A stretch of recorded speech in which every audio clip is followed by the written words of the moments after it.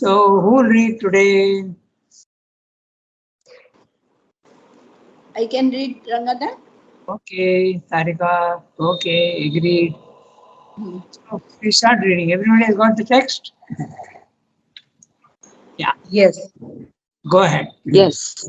But the hold of this ego consciousness. But the hold of this ego consciousness upon our whole habit of existence is difficult to shake off when we have no longer need of the separative, the individualistic, and aggressive stage of development.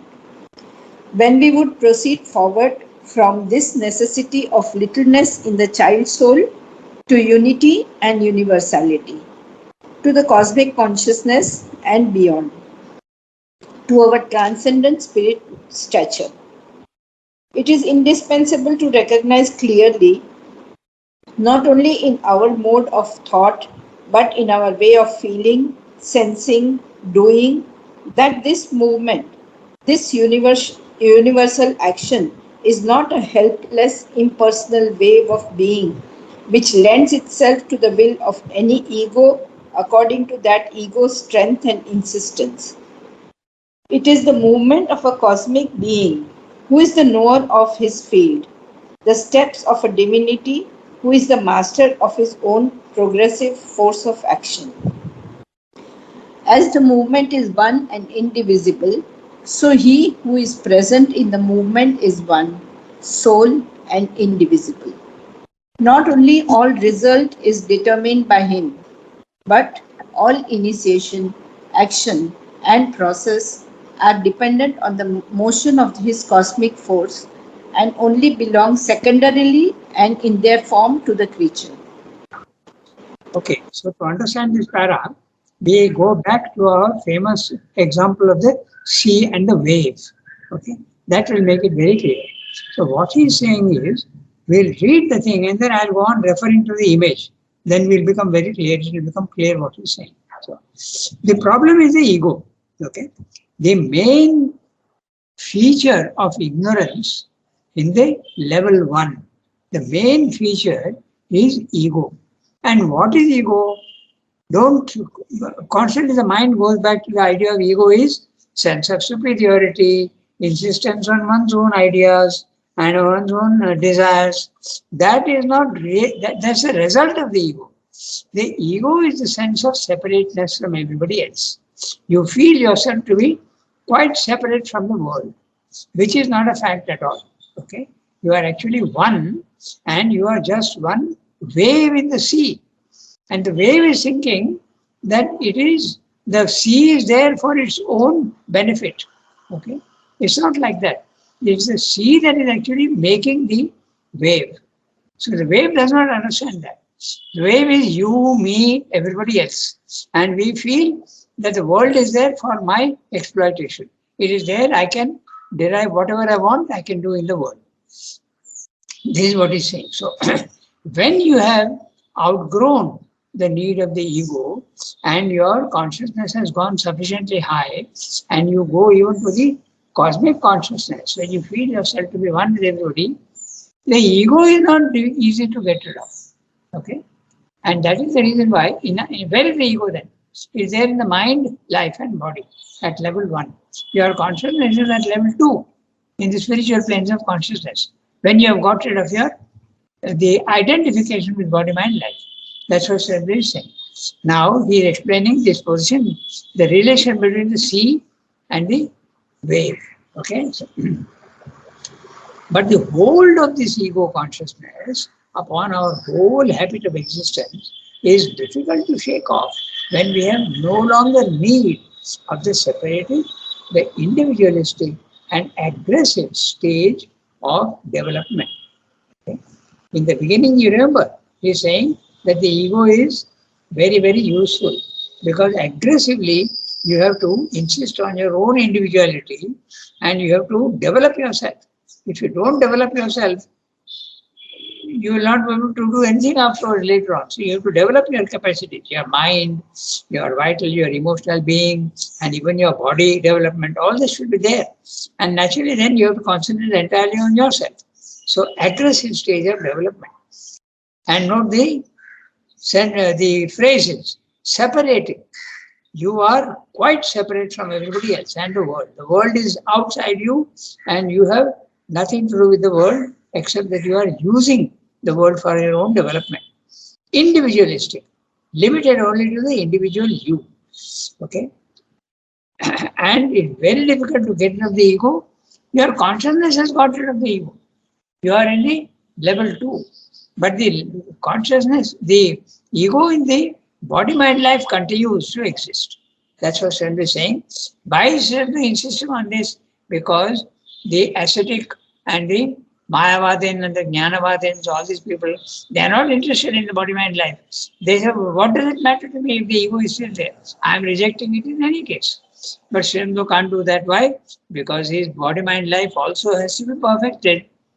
He doesn't want to reject the world, and not rejecting the world means not rejecting body mind life. And there the ego is there. So in the integral yoga, the problem of the ego is very much there, even at the body mind life level. Okay? So this is what he said. Ranganath, Yeah, tell me. Ranganath, one question. Like Yeah. when you said your consciousness is in the second stage, but your mind, but our consciousness is related to the mind, right? Means No. we are conscious, it's mentally we are conscious. No. You must make a very, very clear. So how do I differentiate the consciousness and the mind?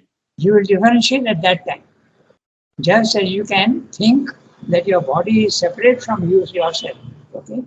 At that time you will find that the mind is going on its own like a machine.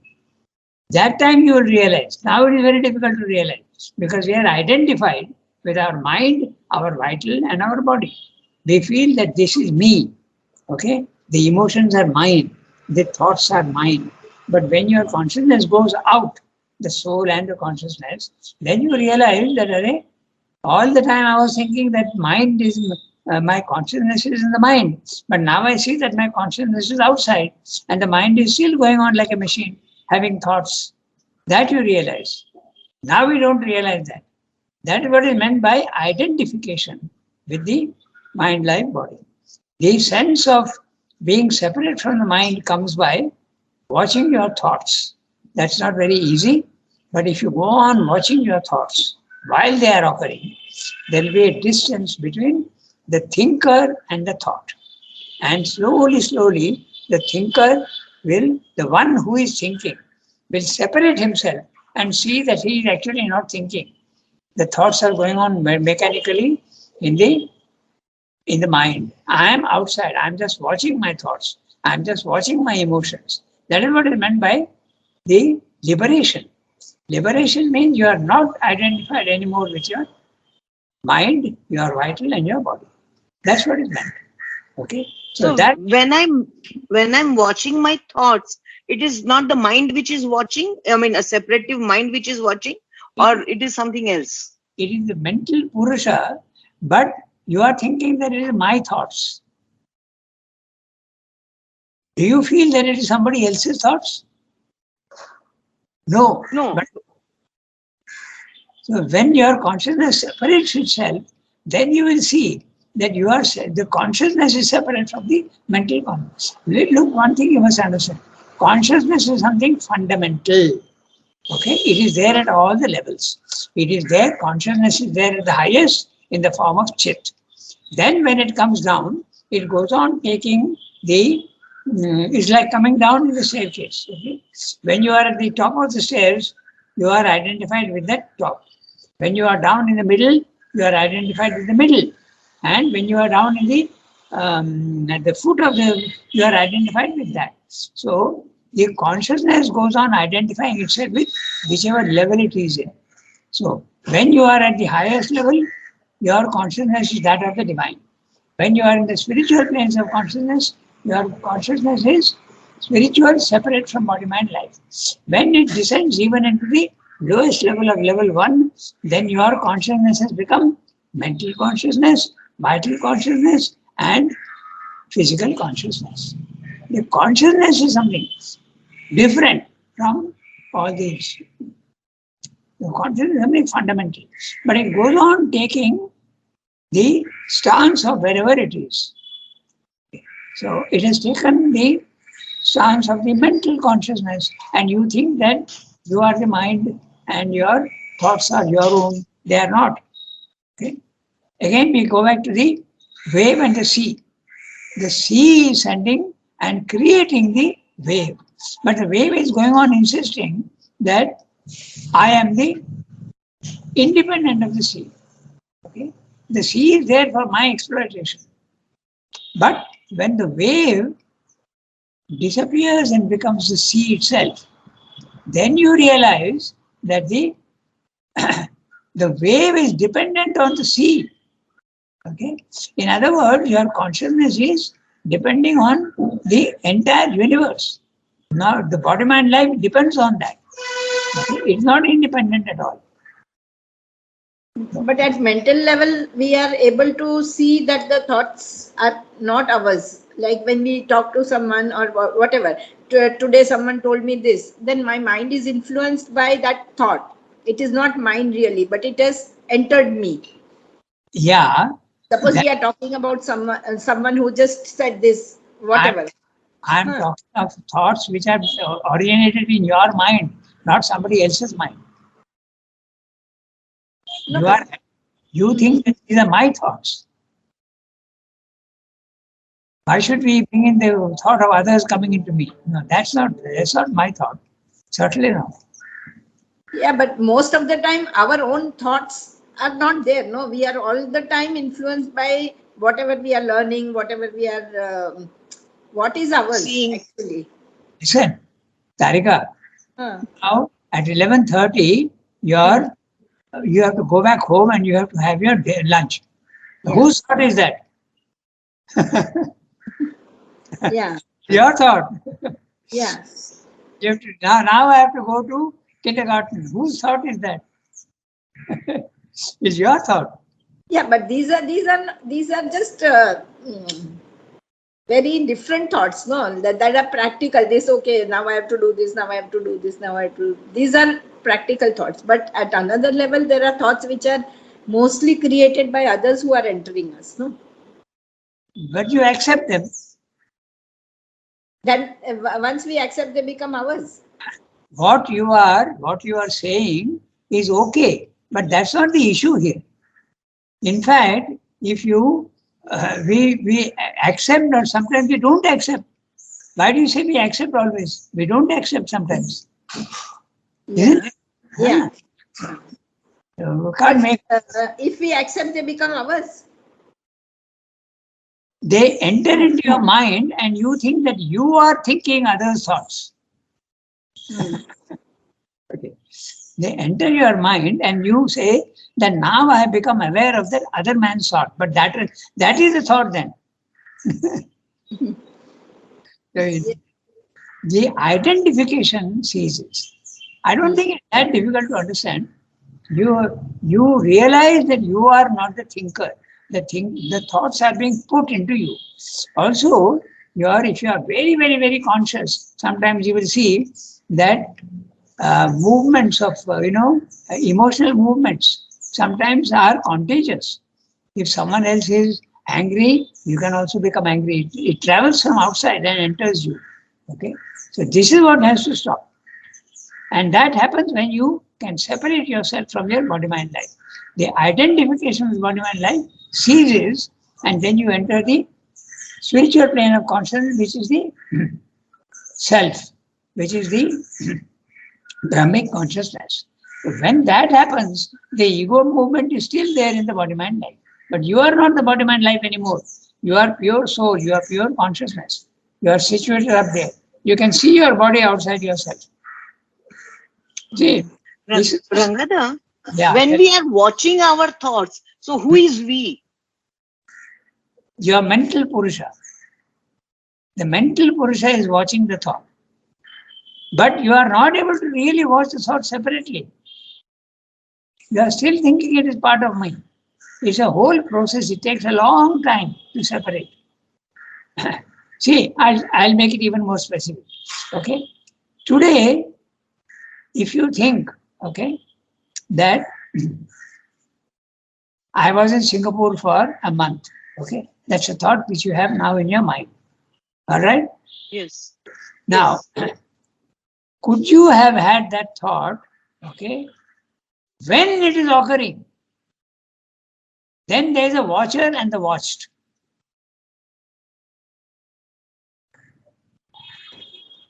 Yes, but that mental Purusha is mind. It's a higher mind or what?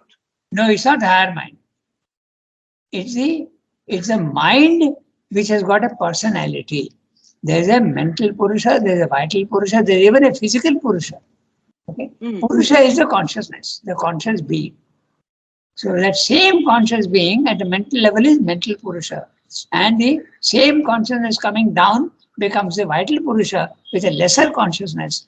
And it comes down into the body, it becomes the body consciousness with a lesser consciousness even more. There is a consciousness in the body.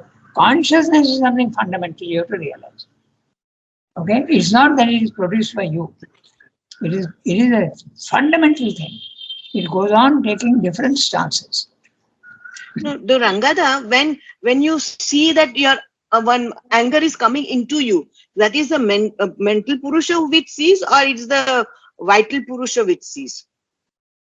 No, it's a mental Purusha which becomes at that time, it may differ from person to person, but you are aware that something is very difficult to be aware of something is coming into you. That's at a very high level. It happens only when you are in a spiritual consciousness. Normally, we don't understand that at all. We feel that I am getting angry. We are not conscious that it has come from outside. It's not easy to see that. No, in everyday life also we say it's okay. I mean, why should I get angry? I mean, it's not none of my business. In that way. Anyway, you have to think about it, okay? And you will see that there are thoughts that occur, and these thoughts are there even in the universe, okay? In the mental plane, all these thoughts are there. What is a thought? It's a formation of the mental substance, okay? That also you have to get there. To understand these things, you have to understand many other side things. You have to understand that a thought is a formation of a mental substance. Just as your body is substance of matter, your vital is also substance of prana. Your mind also is a very limited form of mental substance. Even the soul is a substance. Okay? So, if you understand that substance can be quite different from your substance. Okay. You have to think quite deeply about it. I don't think it's that difficult to understand that thoughts are occurring in me and I am watching them. Just as you are watching somebody else. Okay? Just as you are watching somebody else and that else is not me. The same thing happens with the thoughts. Same thing happens with even the body. Even with the body it happens. You realize that the body is different. It's an instrument it's a house in which I was living. Okay. I've told you 2-3 examples of Niruddha's experience. Okay. He felt, I'll give you 2 examples, okay, of Niruddha's experience. He was walking alone and suddenly he felt that somebody is walking with him. And he wrote to Sri Aurobindo, what is this? Nobody was there and still I felt somebody is there. So Sri Aurobindo said, your consciousness has separated from the body. So the body started becoming the somebody else. You follow? So that is. Yeah, so that is what happens.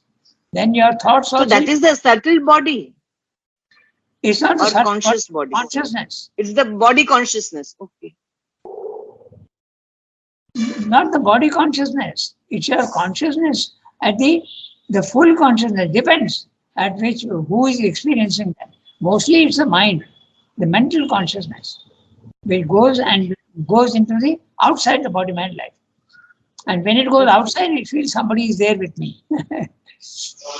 Okay. So what about the impersonal witness? If one becomes an impersonal witness, then also you can see what is happening, but you don't get involved in it. Exactly. That's exactly. And that happens at the level 2, when your consciousness has separated itself from the body mind life and escaped. That's why I go on saying the prison house. The body mind life is a prison for the soul. The soul is a consciousness. And when it escapes from the body mind life, you are the impersonal witness. You are in the Brahmic consciousness. And you are watching your own body, you are watching your own mind, you are watching your own vital as though it is somebody else's. You are not part of that at all. You are completely different. That is what is meant by liberation. Okay.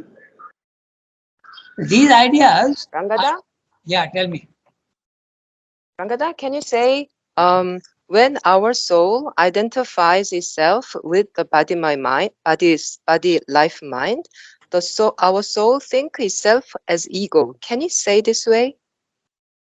No, the soul identifies with the body, mind, life, and the ego. It identifies. The ego is a construction of nature, just as the body is a material construction of nature. The ego is an artificial construction of nature. It disappears. It is subtle. That's it. So yeah. the one who is watching, the one who identifies itself with whatever level of consciousness, that one is the soul. Is that soul? That's right. The soul. Now there is a theory that soul and consciousness are different, and there is also a theory that says no, they are not really different. They are quite the same. So you can, for our discussion now, you can think of it as the soul and consciousness are the same. Okay. If you want to be very, very, very, very, very particular, you can say that the soul has a consciousness. But it is why they say that, because the soul can also be power. The soul can also be ananda. Okay, that's why they say that. And it's possible to experience the soul as only substance. It is possible to experience the soul only as consciousness. It is possible to experience it from the point of view of power. And it is also possible to experience the soul as ananda. And all these different experiences lead to different philosophies. So that's why they say that the soul and consciousness can be different. But for our discussion here, you can think it as a consciousness and soul are the same. The soul has, what is a soul? It's a divine representative. It's a human representative of the divine. And what is the divine? Satchitananda. Huh? But when it comes down here, Sat, Chit, Shakti and Ananda become all separate. So it is possible to experience Sat separately, Chit separately, consciousness separately, Ananda separately, power separately. Okay? And if in the spiritual planes of consciousness, it is possible to have these experiences. And when you have the experience of Sat, okay, pure substance, then you are in the Mayavada theory. The world becomes unreal. Then, if you realize that your soul is identified with Chit, then you have the Sankhya philosophy, Purusha and Prakriti. Then when you have the identity with the power aspect, the soul becomes the power aspect, you have the Tantric philosophy. And when you have the Ananda philosophy, then you have the Vaishnava theory. The Vaishnava theory is the world is a play of the divine. It's a play of Ananda in the divine. So it depends. Okay? So we can't say, but for our discussion here, let's take it as the soul is consciousness. It can also be power and all, but that's, you can experience all that only in the level 2, in the spiritual planes of consciousness. Okay? Not earlier. Right now, it's 90% of us now, a developed person in the physical world is mental. Okay? That's it. 90% of animals are at the vital level. 90% of human beings supposed to be at the mental but not pure mind. Huh? You are in the vital mind mostly. But the mind is there. So you have to think out all these things carefully. But the basic idea is not difficult to understand. that there are thoughts occurring in you, and you are not the thinker. The thoughts are being put. You are the watcher, and the thoughts are being put into your mind. Who is putting your thoughts? Universal nature. Just as universal matter has put itself into your body and made a small formation, the same thing applies also with the vitality, the prana. Universal prana is sending small emotions into you. Okay? And the universal thoughts, the thought planes, are sending their thoughts into your mind. And your mind is a small engine receiving these thoughts, processing them, and sending them out again. And you are also part of that plane, your mind. So your mind also can manufacture thoughts. Okay? So, this is the thing. So, okay, we have had a huge discussion on this. the basic thing is not difficult to understand, that there are thoughts that occur and you are watching your thoughts. You can't watch your thoughts now. You are identified with your thoughts. You think that I am the thinker. Whereas when you go to level 2 of the Brahmic consciousness, or as Yasmin said just now, the impersonal witness, the impersonal. What is meant by witness? I am only seeing, I am not identified with them. I can see my thoughts occurring in my mind down below there. I am up here on the summit. Okay? So that's what he's saying. So Srimli is saying that even when you have gone to level 2, the ego continues in the body-mind life. You still continue to act with the old consciousness. Because there's a body consciousness, there's a vital consciousness, also a mental consciousness. But your soul consciousness has gone out. Okay? So now let's get back to our text. Okay? Let's do this one para.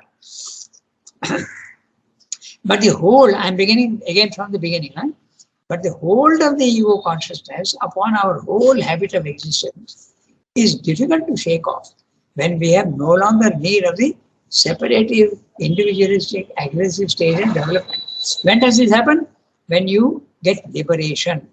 When you have no longer need of the separative ego and all that, only because when you have gone to level 2, now you don't need your ego. Okay? You don't need it. But it continues in the body-mind life. When we would proceed forward from this necessity of littleness in the child soul. So, when you are identified with your body-mind life, you are a child soul. When you are identified with the witness self, when you are in level 2, then you are an adult soul. Sorry, adolescent soul. These are those words, not mine. Then, when you identify yourself with the Supreme, with the Divine at level 3, you are the adult soul, or you are not a child or adult, adolescent or adult, you are the Divine yourself. Mature soul. Okay, so there can be grades also there, huh? Remember, there can be grades. So, he's saying that the ego continues. Okay? So, I'm reading the last part of the sentence. When we would proceed forward from this necessity of littleness in the child soul to unity and universality. So, unity and universality are possible at level 2, okay, not at level 1. To the cosmic consciousness and beyond. So, level and beyond is level 3, okay, to our transcendent spirit stature. It is indispensable to recognize clearly, not only in our mode of thought, but in our way of feeling, sensing, doing. So, mode of thought, mind. Mode of feeling, sensing, vital. Doing, physical. That this movement, this universal action, is not a helpless, impersonal wave of being which lends itself to the will of any ego according to that ego's strength and insistence. What Sridhar is saying here very clearly, I come back to the idea of the sea and the wave. The wave is thinking that the water in the sea, I can utilize as I want. Okay? I can utilize as I want. If there is something, I can fulfill my desires, everything is there in the universe. Okay? There are fruits, there are this, there is that, and I can utilize them. That's the wave is thinking. That's our condition. But when the ego disappears, the wave realizes that it is a sea that was doing all these things. It becomes the sea itself. You become the cosmic consciousness. The wave disappears and you become the sea. So, this is what Sarve is saying. Okay? So, but that is not very easy to attain. Because now Srimna is saying you must be the wave, but you must have the consciousness of the sea in you. That's what he's saying.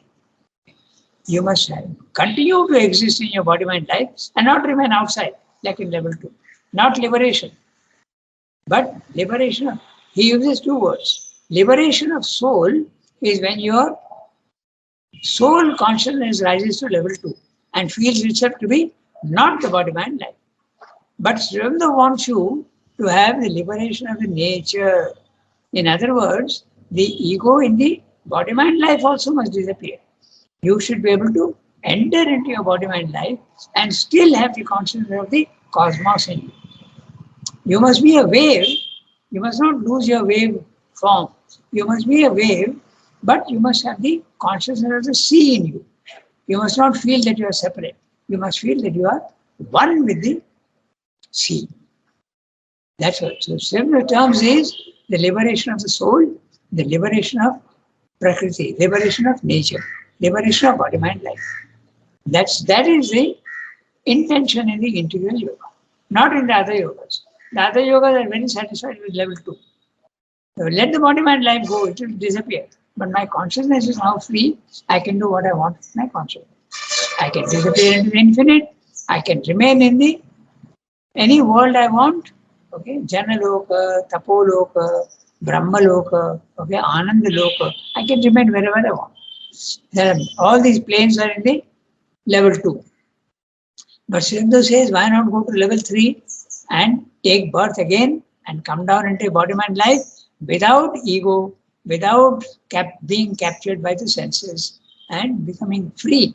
Remain in the world without being subject to the world conditions. Be master of yourself. The image of that is again the lotus leaf in the water. You are in the water, but you are never getting wet. Okay? There is no ego, it just comes out.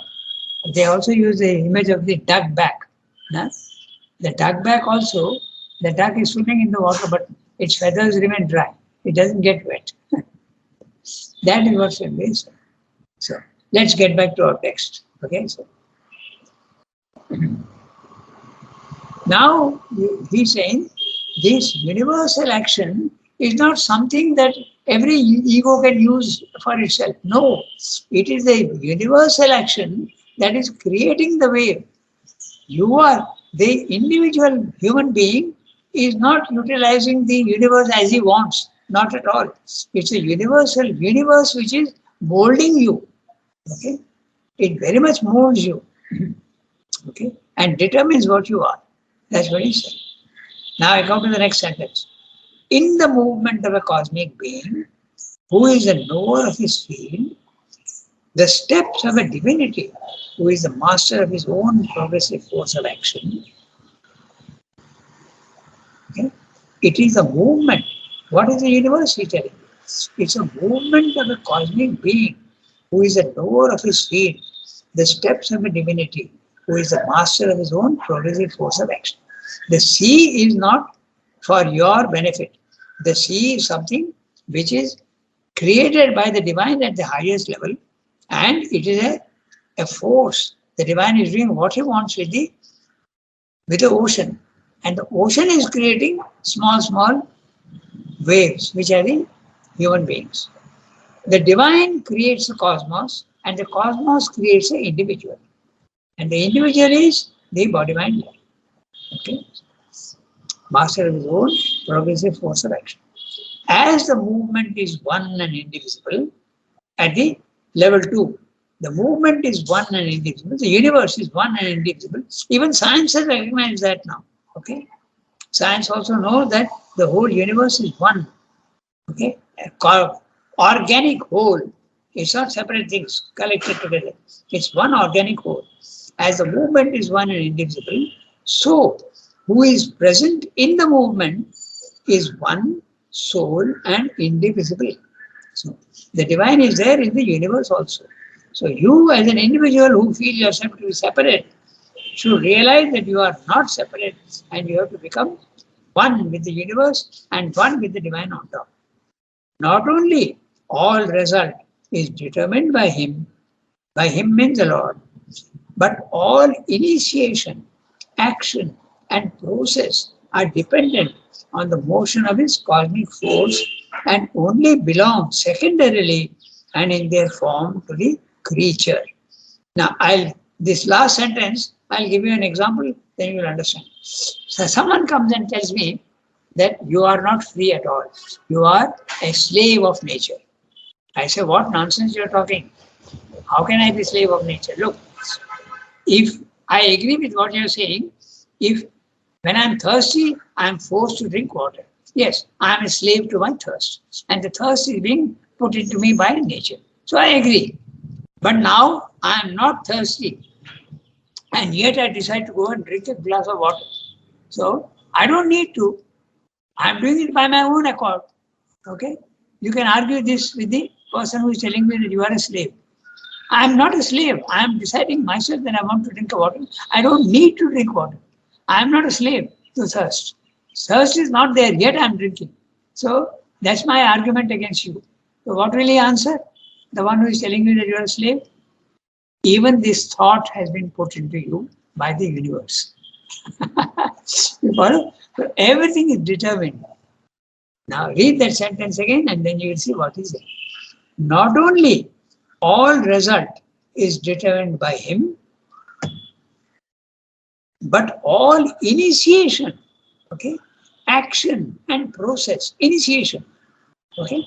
In my case, just now the example I gave you, I am initiating my action and going and drinking water, although I don't need to. But even that initiation is determined by the universe. That's what he's saying, okay.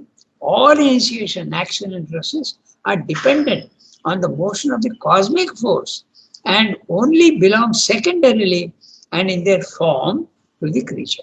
So, yes, you have a small responsibility. It's not that you are a complete slave to the universe, but the universe is holding you completely under its influence so far as the body-mind life is concerned.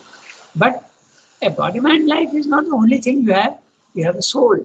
And the soul can be free. The soul can be free and becomes free when it follows the process of separating itself from the body-mind life. That's what he's saying. In other words, there are so many stages. Okay. So we have come to. I hope some clarity has come. Okay.